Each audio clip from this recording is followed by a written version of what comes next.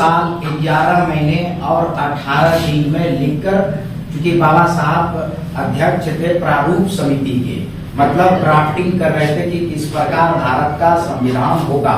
उन्होंने कड़े मेहनत कर करके 2 साल 11 महीने और 18 दिन में पूरा किया।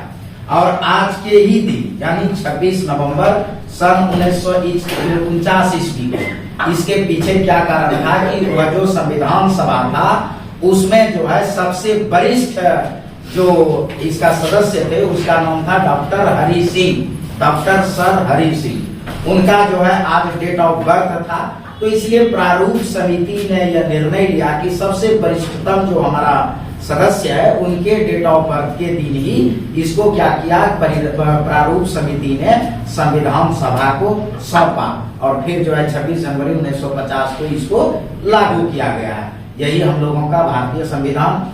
तो यह पहले जो है 26 नवंबर को राष्ट्रीय कानून दिवस के रूप में मनाया जाता था, लेकिन बाबा साहब भीमराव अंबेडकर ने जो है लिखा है संविधान को, इसलिए उनके 125वें वर्षगांठ के उपलक्ष्य में 2015 से आज के दिन को भारतीय संविधान दिवस के रूप में हम लोग मनाते हैं। जय भीम, जय संविधान, जय DIA। संविधान दिवस है, DIA में संविधान की प्रस्तावना का दोहराया गया है, क्या कुछ कहेंगे?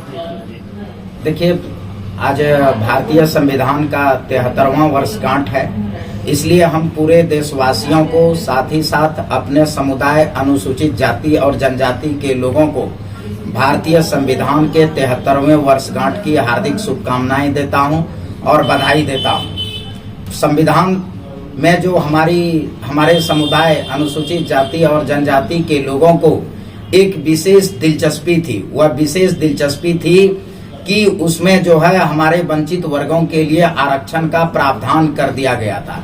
लेकिन वर्तमान समय में राजनीतिक दलों ने और कुछ राजनीतिज्ञों ने अनुसूचित जाति और अनुसूचित जनजाति के लोगों का जो है उसमें दिलचस्पी और आकर्षण खत्म कर दिया गया है, क्योंकि उसमें समता और समान अवसर की बात कही गई थी, लेकिन उसमें 15 के क और 15 के ग में जो है हमारे अनुसूचित जाति और जनजातियों के लिए विशेष प्रावधान किया गया था। लेकिन कुछ दुष्टों ने जो नहीं चाहते हैं कि अनुसूचित जाति और जनजाति के सर्वांगीण विकास हो, उनका जो है आरक्षण का आधार जो है सामाजिक पिछड़ापन नहीं कर करके उनको आर्थिक पिछड़ा का मापदंड बनाकर आरक्षण के साथ छेड़छाड़ कर दिया। और आरक्षण के साथ छेड़छाड़ कर देने से अब विशेष करके भारतीय संविधान में अनुसूचित जाति और जनजाति के लोगों के लिए कुछ रह नहीं गया है। क्योंकि अगर आप देखें तो अनुसूचित जातियों के लिए मात्र जो है 15% आरक्षण दिया गया है, उससे ज्यादा जो है OBC को आरक्षण प्रदान कर दी गई। और जहां ST का जो है 7.5% आरक्षण का प्रावधान किया गया था, वहीं जो है इकोनॉमिक वीकर सेक्शन के लिए जो है सवर्णों के लिए 10% आरक्षण कर दी गई। तो जो विशेष आकर्षण था इस 73 सालों में अनुसूचित जाति और अनुसूचित जनजातियों के लिए, वह आकर्षण खत्म हो गया है।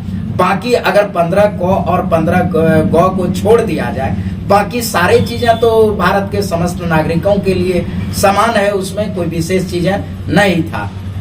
ठीक है, साथ ही साथ इतने बार संविधान को संशोधित कर दिया गया कि वह जो है बाबा साहब द्वारा जो लिखित संविधान, जो मूल संविधान था, उससे छेड़छाड़ कर दी गई है। तो अब हमारे समुदाय के लिए विशेष उसमें कुछ रह नहीं गया है। EWS आरक्षण की आपने बात की है, लेकिन ऐसा भी देखा जाता है कि जो वर्तमान समय उसके आधार पर कुछ संशोधन किए जाते हैं। क्या लगता है कि जो शुरुआत से जो बाबा साहब अम्बेडकर ने जो प्रारूप तैयार किया है, अब उसको बिल्कुल समाप्त करने की कोशिश की जा रही है?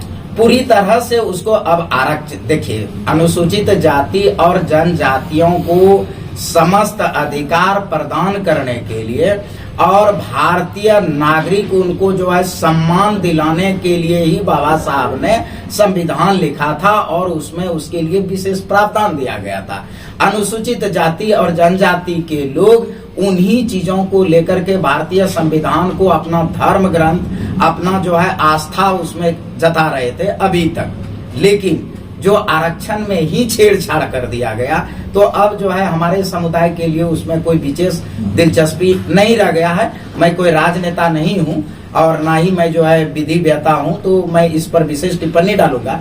लेकिन आज जो है संविधान दिवस है, इसलिए हम अपने एसोसिएशन दलित इंडस्ट्रीज एसोसिएशन के माध्यम से अपने समुदाय को यह संबोधित करना चाहूंगा और कहना चाहूंगा कि पूरी तरह से आरक्षण खत्म करने का षड्यंत्र कर दिया गया है।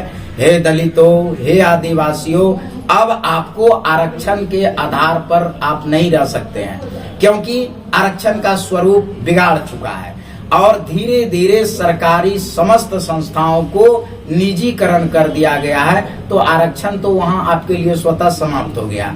अतः हे दलितों, हे आदिवासियों, आप अपनी आत्मनिर्भर बनने के लिए और आप मालिक बनने के लिए जो है उद्योग वाणिज्य व्यापार को अपनाएं। दिवस के उपलक्ष्य में मैं उनको संबोधित करके संदेश देना चाह रहा हूँ।